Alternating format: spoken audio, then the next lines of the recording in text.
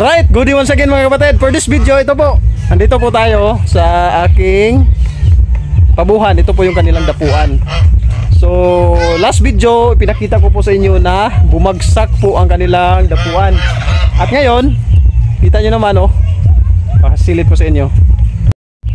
So, ayan. Nabali po talaga yung mga kawayan. Mga nasa 4 na piraso po yung nabali dito na side. 2 taon na rin ito kasi mula nung wala pa, hindi pa maabot kasi bagyong Odette 2021. Tapos ngayon pag December magda 2 taon na, hindi pa siya umabot ng 2 taon ay nabali po kasi dito na part o na area bago lang ito, dito lang. So ito ngayon ayusin ko. Andun po yung ilang kawayan, naubusan na rin kasi hindi na ako nakabili ng ganito. Kung ganito kalaki, ito kasi yung tama na magandang dapuan nila kasi saktong sakto yung kanilang paa. Kumbaga gumaganon yung kanilang paa. Pag malaki kasi hindi po masyadong nakaka-hold yung kanilang paa. Pero ayan, may na konti. Papasilip ko lang sa inyo pag natapos na. Madali lang naman yan kasi itatali lang ng alambre. Talagang nabubulok po yung kanilang dapuan mga kapatid. Ayun po, andun yung aking mga pabo.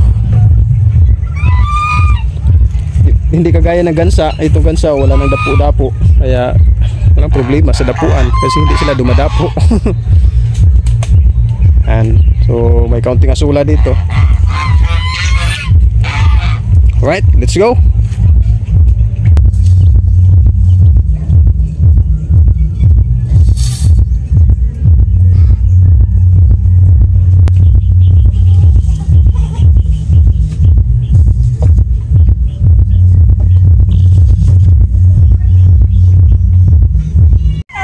Ayan, napakaputik po sa area namin mga kapatid. Samantalang nag-aayos ako kanina ng kanilang dapuan ay umulan po ng malakas ito. Ito pa nga, may tubig dito sa trapal. Bourbon Red. Ayan, naglagay ako ng 1 sakong sansan sa kanilang kulungan. So ipapasilip po sa inyo yung ating ginawa kanina na dapuan nila. So ito po yung aking 4 na Jersey Buff mga breeder. Ayan, kita kayo, Jersey Buff.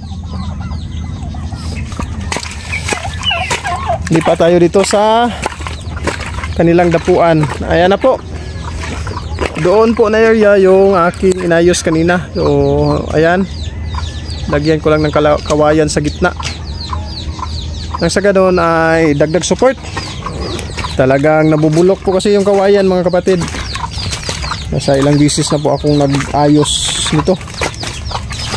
Sadyang napakaputik. Ayan, napakaputik po dahil malakas yung ulan kanina.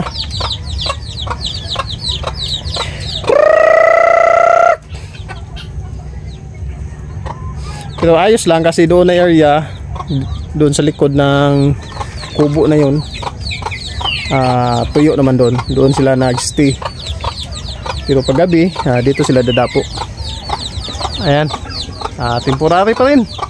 Pag masisira, ayusin, same procedure. Masira, ayusin, palitan ang dapat palitan. So ayan, hindi ko na lang pinakita sa inyo kung paano ko ginawa. Talagang very simple lang naman yan eh. Basta't may tali lang, ayos na. Talagang mabibigat na kasi itong pabo ko eh. Ayan. Kahit pangilan-ngilan lang sila, kapag nagsama-sama ay mababali yung nabubulok ng mga kawayan. So mamaya ng konti, mangunguha na naman ako ng kanilang pagkain. Oras natin ngayon ay 2:40 ng hapon. Alright,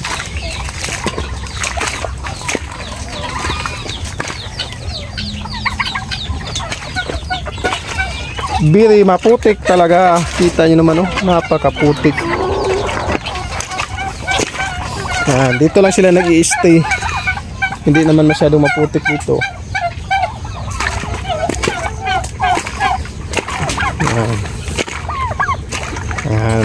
Dito, tuyo ng konti dito. Kaya dito rin sila nagpapatuyo ng kanilang balahibo pag nababasa sila ng ulan.